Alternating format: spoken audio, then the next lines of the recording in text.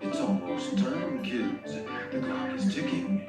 Be in front of your TV sets for the horathon. And remember the big giveaway at 9. Don't miss it. And don't forget to wear your masks. The clock is ticking. It's almost time. Happy, happy Halloween, Halloween, Halloween, happy, happy Halloween, Silver Shamrock. Happy, happy Halloween, Halloween, Halloween, happy, happy Halloween, Silver Shamrock.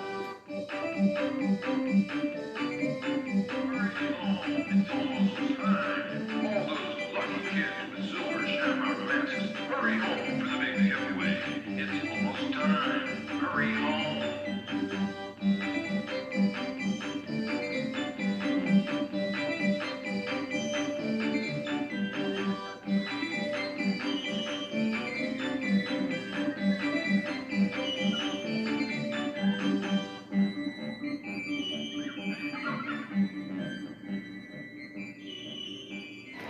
All right, we got a great panel coming up right now. This is going to be a fun one here. Coming up on the stage from Halloween 3, you got Stacey, Nelkin, Tom Atkins, Tommy Lee Wallace, and the guy with one of the coolest names ever, Dick Warlock. Come on, let's make some noise for these guys. Here we go!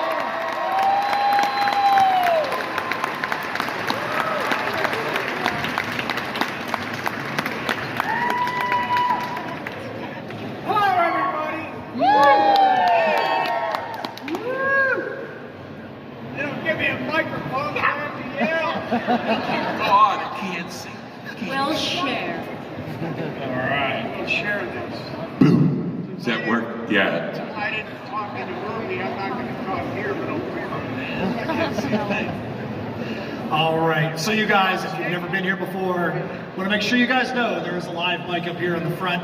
If you have questions, do not be shy, do not be afraid, and do not hesitate to line up here. We're going to talk like we're old friends up here on the stage, and we're just going to hang out.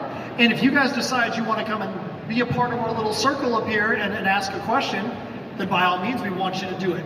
And anybody that asks a question, when you're done, I want you to go meet me over here at my booth. I'm gonna have something to give you, because I know it's tough to get up here in front of everybody and have all eyes on you. But for now, let's have all eyes on these 4 lovely individuals. So first to Dick. I want to go to Dick Warlock first. So Dick, you were one of the first people, only people really to get to experience Michael Myers in I just got a mouthful of ice. What was the question again? So the question was, I stopped while you had the ice because I didn't want to make you choke over there. So you got to experience Michael Myers in episode 2, and you got to also experience episode 3, which was completely going in an absolutely different direction. Absolutely. What was your feeling about being able to see both sides of that Halloween coin? They always get these acting questions to me, and I'm not an actor. They're the ones that get into it and all, but they were totally different, except that I didn't have to talk to either one of them, which was a treat for me because I got terrible stage fright. Can't sing, can't talk, can't remember lines.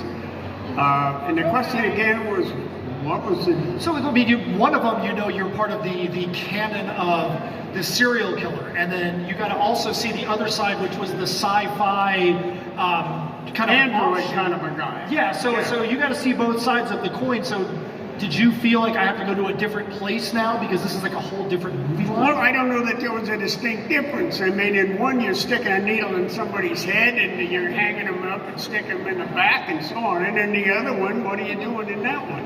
You're killing people.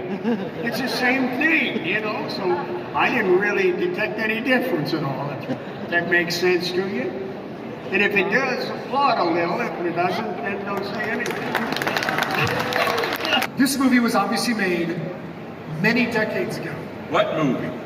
Halloween 3. Yes.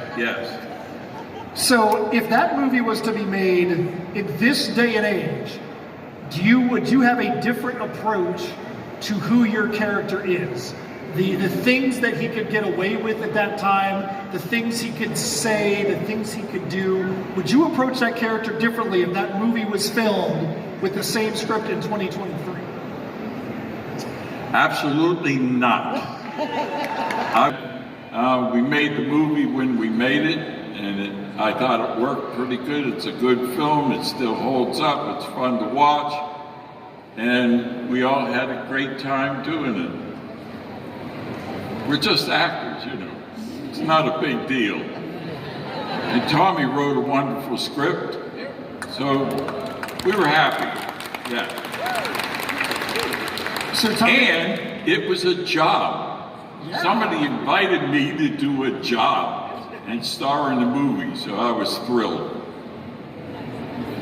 So tell me, what was the challenge like for you writing Halloween 3, knowing, hey, I get to write a Halloween movie, I get to write 3, but I get to write it doesn't even have anything to do with the first one, or the first two.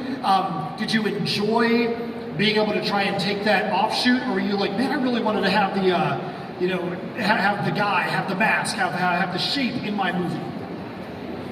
Well, as most everybody here probably already understands, the credit went to me as writer, but it's a bogus credit. There are 3 writers on Halloween 3.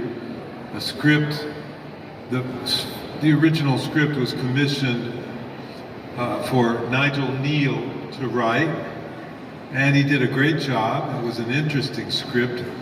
It was a little bit locked in a peculiar time period because Nigel is truly one of the geniuses of British television, especially in the 1950s. And unfortunately, the script, although it was brilliant in places, it felt like a 1950s British television psychodrama. And so John Carpenter did a pass, uncredited, and then I did a pass after that, rewriting John. And ultimately, Nigel was not happy with what we came up with, and he dropped his name off. John traditionally doesn't put his name on a script he writes in that capacity, as in this case, he was one of the producers. So there you have a bogus credit, and the idea of writing it was not something that I was hired on to direct the movie. The rewriting of the movie was a chore, not a gig. It was a necessity, and I had to do it real fast.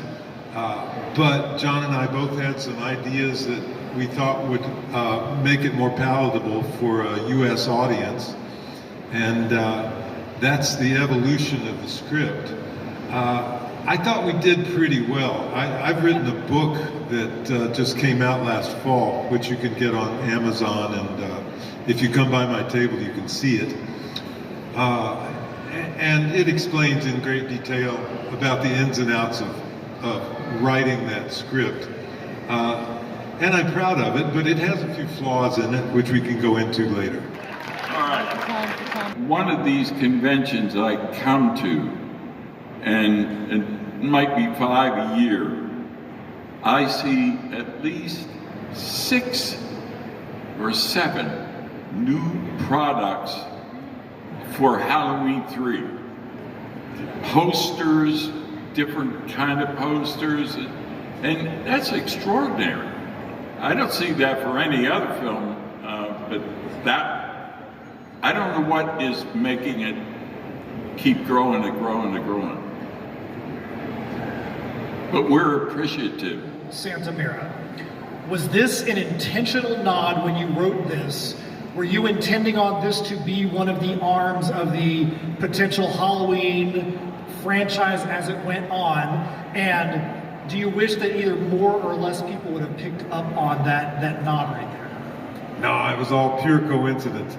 No, I called it Santa Mira for the obvious reason, because this is one distinction that we made at the time, and we're explaining in a personal way, but not officially in an advertisement, was this is not a knife movie, this is a pod movie. And the reference, of course, comes from Invasion of the Body Snatchers, the ultimate pod movie, and where the term comes from.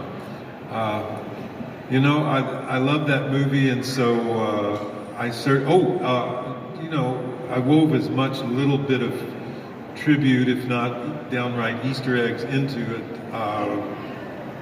We shot the six-pack scene is shot in Sierra Madre, which in the original Body Snatchers was the town of Santa Mira. I love it. I love it. Thank you. All right, so we got 2 questions left up here. What's your name? What you got? Hey, my name is Kyle. Love you all. This is really, really awesome. If you had an unlimited budget and you could do a sequel to Halloween 3, would you do it, and what would it maybe look like? I guess that question is for me. No. Nothing. You got to understand, I love all you fans and how much you love the movie. The idea of going back and remaking a movie I already made and spending probably 18 months of my life on it, I don't think there's enough money.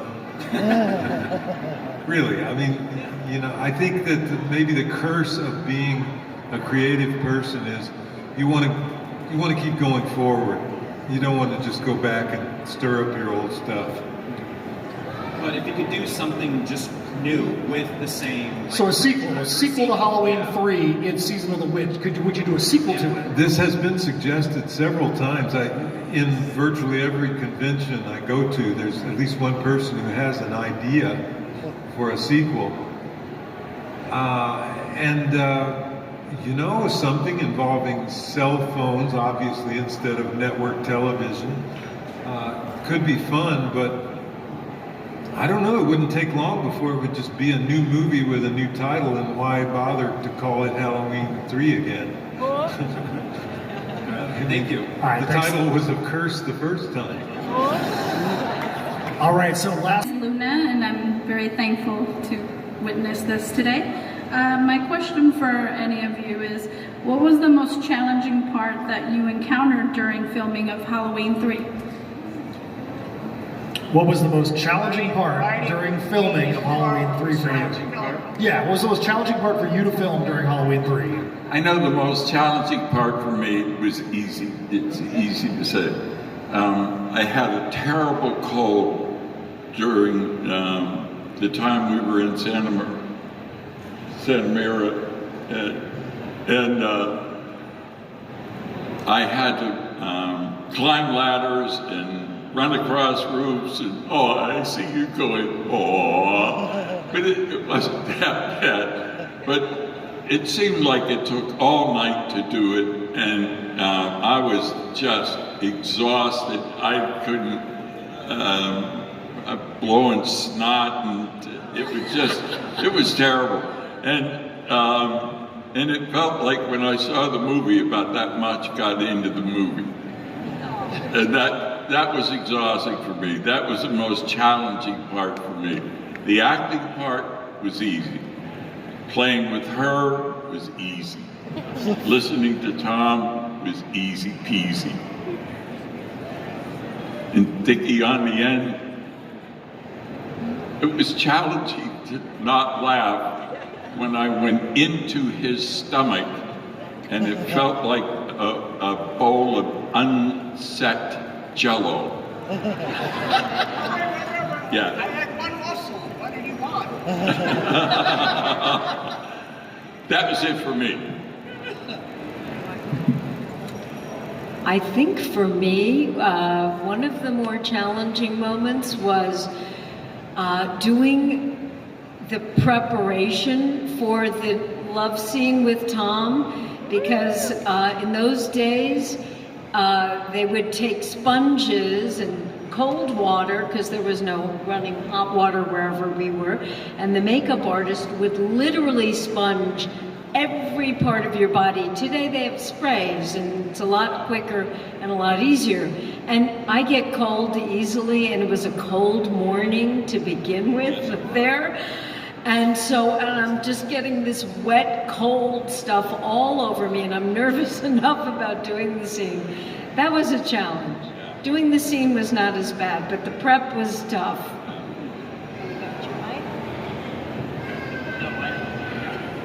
You know, every movie has its stories of challenges. Everybody thinks it's all glamorous and everybody's sitting around munching on hors d'oeuvres and having fun. It's generally really hard work and long hours, and often lots of funny stories, and there are certainly lots of stories about how hard work actually happens and how many challenges. And Dick will tell you it can be very dangerous, and you have to stay on your toes all the time. But Halloween 3 for me was my debut as a feature film director, and as it happens, I was among what I'll call family. I worked with most of the people on the crew at least once, and in some cases several times. And so I felt this immense support from my fellow filmmakers all up and down the line. They were rooting for one of their own. Man, that is a privileged position to be in, to have that kind of confidence and support. Deborah and John couldn't have been more effective as producers. Just the entire thing, up to and including, John basically treated me the way he liked to be treated, which was total control. So he would, in times of question, he would cede that to me. That's unheard of for a first-time director, and yet there it was. So the question that you posed is a riddle to me on Halloween 3 because it was a privilege and it was just great every day. All right, thank you so much for that question. What do you got, Dick? I'm going to tell this story. Usually Dean Cundy, he was the director of photography on the movie. I had forgotten about this story, and usually when we do something like this, there's a stunt double for the leading lady who would be in the car with you when you're going to do this. But it was really a nothing thing. Do you remember when the car came down the road and slid just before it hit the tree? There's a telephone pole there. Do you remember that? Well, the camera crew was on this side looking back at myself and what would have been my stunt double, but happened to be this lady over here sitting next to me. I came down, and here's the telephone pole, here's the crew, and the slightest bit of gravel, and it's like, and we just scraped the pole and went off. Of course, we did the wreck into the tree at a later shot, but she was going to tell that story, and I thought, well, I'll tell it. Anyway, I'm so proud of her for sticking in there, and she never said a word. And then I'd forgotten about the whole thing. Did you think about it often after that, or at all? No? Okay. All right.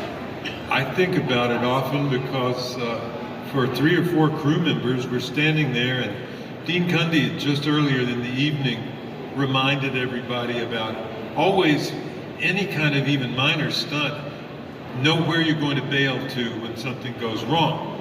And it's like, yeah, okay, fine. But this didn't seem like a stunt. This was just basically a car by. Here comes the car, it goes right by the camera. So we're all standing a little to the right behind the camera, safe, sound. But about 100 feet in front of this famous telephone pole, the car breaks loose on the gravel and starts fishtailing this way.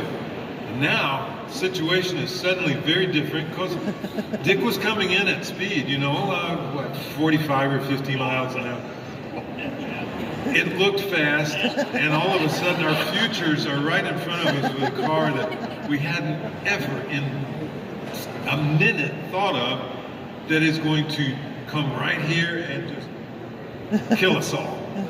And that part about Dean Cundy's safety features, oh, know where you're going to bail to? No, shit, no. We're like this.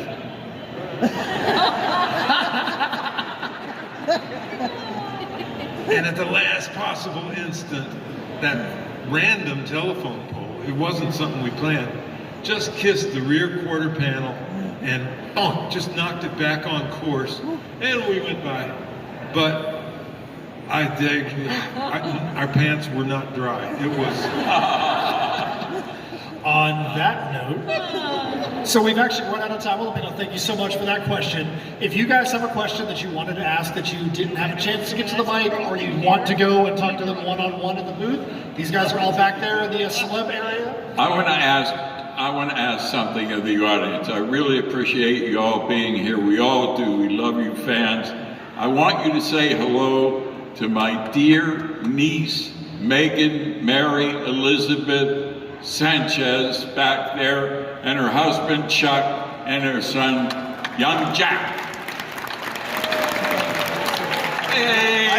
I said I'd give a shout out to Mike, but I don't exactly know where he is. But Mike, hey, thank you. Hey, good job, Mike. Whoever you are, Mike, let's give him that shout out. All right, everybody, let's give a big round of applause for Mr. Tommy Lee Wallace, Mr. Dick Warlock, Stacey Nelkin, Tom Atkins, Halloween 3. Come on, let him hear you, everybody.